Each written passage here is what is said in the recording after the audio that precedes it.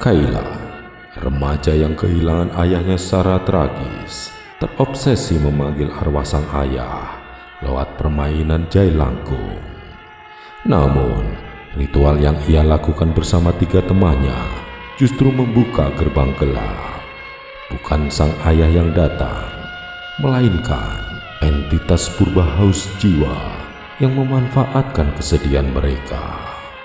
Romo Thomas, seorang pastor tua yang pernah menghadapi kekuatan serupa di masa lalu, terpaksa turun tangan menghadapi iblis yang sudah menancapkan cengkramannya kepada Kayla. Hujan rintik-rintik jatuh di jendela kamar Kayla malam itu. Di meja belajarnya tenggelam foto seorang pria berusia 40-an dengan seragam kerja penuh noda minyak. Ayahnya. Kayla lirih.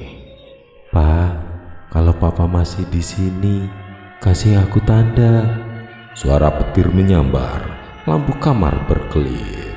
Kayla menatap cermin dan seolah-olah ada bayangan lain berdiri di belakangnya. Di sekolah, Kayla bercerita pada 3 temannya, Rara, Tino, dan Bayu. Rara yang suka hal mistis spontan menjawab, "Kai, kamu benar-benar mau tahu? Kita bisa coba panggil dia, kayak jelangkung." "Ngaco Lora, itu mainan zaman dulu buat nyari masalah," kata Bayu. Tino menyeringai, "Tapi menarik juga sih, sekali-kali cari pengalaman." Kayla menatap mereka, air matanya menetes. "Kalau ada cara buat bicara sama Papa, aku mau coba." Malam Jumat, mereka membawa boneka jailangkung, pensil, dan papan huruf. Tempatnya rumah kosong di pinggir sawah milik kakek Rara. Lilinnya 3, suasana sepi, angin menggoyah tirai. Rara berbisik, "Roh yang datang, datanglah, jelangkung jelangsat." Tiba-tiba boneka bergerak sendiri. "Lo yang gerakin, Ra?" "Enggak, sumpah, gue diem yuk." Pensil menulis sendiri, "Aku di sini." Kayla menahan nafas. "Papa?" Tulisan berubah cepat. "Bukan, pinjam tubuhmu." Tino panik, "Matikan lilinnya." Namun lilin justru menyala lebih terang dan boneka terangkat ke udara. Rara menjerit, Bayu pingsan. Setelah itu, semua berubah. Angin di rumah kosong itu terasa berat. Kayla pingsan. Saat ia sadar, boneka hilang. Hanya papan jelangkung penuh goresan darah. Kayla gemetar. "Ini bukan Papa." Sejak malam itu, Kayla terus bermimpi. Bayangan hitam memanggil namanya. "Kayla, kau yang memanggilku." Ia terbangun dengan darah menetes dari hidung dan telinga. Di dinding kamarnya tertulis dengan arang, "Ku beri kuasa, kau hanya perlu menerima." Rara memperhatikan Kayla di sekolah. Wajahnya pucat, matanya hitam seperti kurang tidur. "Kai, lo gak apa-apa? Lo kelihatan beda." "Aku cuma capek, tapi aku tahu sekarang Papa dekat." Keesokan malamnya, Bayu ditemukan tewas di kamarnya. Mulutnya berbusa, wajahnya memar, dan di tembok tertulis dengan darah, "Kutukan telah dimulai." Polisi bingung, tapi Rara tahu ini ada hubungannya dengan jelangkung itu. Rara mendatangi Romo Thomas, pastor tua yang tinggal di gereja dekat kota. "Romo, kami main jelangkung. Sekarang teman saya diganggu. 1 udah meninggal." Romo Thomas dengan serius, "Kalian tidak memanggil arwah orang mati, nak. Kalian memanggil sesuatu yang lebih tua dari itu." Kayla datang ke gereja malam itu. "Romo, Saya cuma mau bicara sama papa. Saya nggak tahu kenapa malah gini. Apa yang datang padamu bukan ayahmu. Itu iblis yang meniru suaranya. Kayla menatap kosong. Tapi dia bilang bisa membuat papa kembali. Kayla menolak doa pengusiran yang ditawarkan Romo Thomas. Ia marah, berteriak, dan meludah di depan altar. Kayla menangis. Semua orang ambil papa dari aku. Aku cuma mau dia balik. Lampu gereja padam, salib bergetar. Rara melihat Kayla di sekolah berbicara sendiri.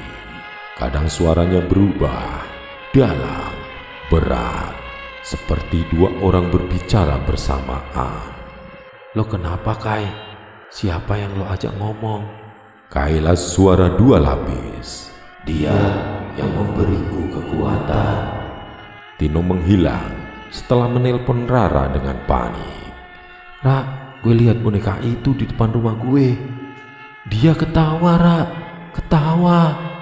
Keesokan paginya, tubuh Tino ditemukan di sumur belakang rumah. Kakinya patah, di lehernya tergantung tali rafia.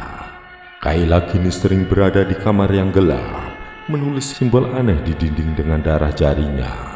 Rara datang mencoba menolong, tapi setiap ia mendekat, lilin padam sendiri. Kayla berbisik, dia mau tubuhku, Ra. Aku nggak bisa lawan. Romo Thomas datang ke rumah Kayla, membawa air suci. Setan tidak akan berhenti sampai memiliki jiwanya. Ia mulai berdoa, tapi suara tawa menggema dari seluruh ruangan. Kayla menjerit dan tubuhnya terangkat. Wajahnya berubah pucat, matanya memutih. Iblis melalui Kayla. Dia memanggilku. Aku hanya memenuhi undangannya. Romo Thomas menatap tajam. Demi nama Tuhan, aku usir kau.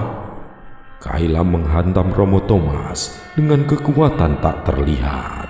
Salib terlempar, Rara berteriak. Namun Romo tetap melanjutkan doa pengusiran. Kuasa gelap tidak bisa menahan cahaya kasih. Di tengah kerasukan, Kayla menangis. Papa mati bukan karena kecelakaan. Aku yang membuat dia pergi malam itu.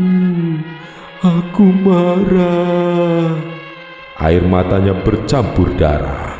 Iblis tertawa keras. Dosa menciptakan celah. Aku lahir dari luka hatinya. Romo Thomas menekan salib ke dahi Kayla.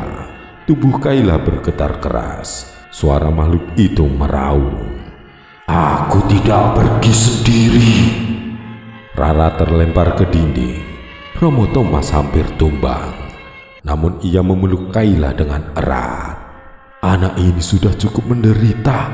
Pergilah roh jahat. Semua lilin menyala bersamaan. Suara seperti kaca pecah terdengar. Bayangan hitam keluar dari tubuh Kayla, lalu lenyap dalam cahaya terang. Kayla terkulai di lantai, nafasnya tersengal. Pagi hari, Kayla duduk di depan gereja, matanya sembah. Saya cuma mau minta maaf, Romo. Pada Papa, pada Tuhan, pada semuanya. Cinta tidak memanggil yang mati, nak. Cinta hanya mendoakan. Beberapa minggu kemudian, Kayla mulai pulih. Ia menulis surat untuk ayahnya, lalu membakarnya di halaman gereja. Hujan turun perlahan, seolah menghapus masa lalunya. Ketika Kayla hendak tidur malam, dari pojok kamar, boneka Jailangkung lama itu muncul lagi. Kepalanya menoleh perlahan. Ritual belum selesai. Kayla menatap kosong ke kamera CCTV rumahnya. Di belakangnya ada bayangan hitam berdiri, tersenyum. Kuasa gelap tidak lenyap. berpindah. Selesai.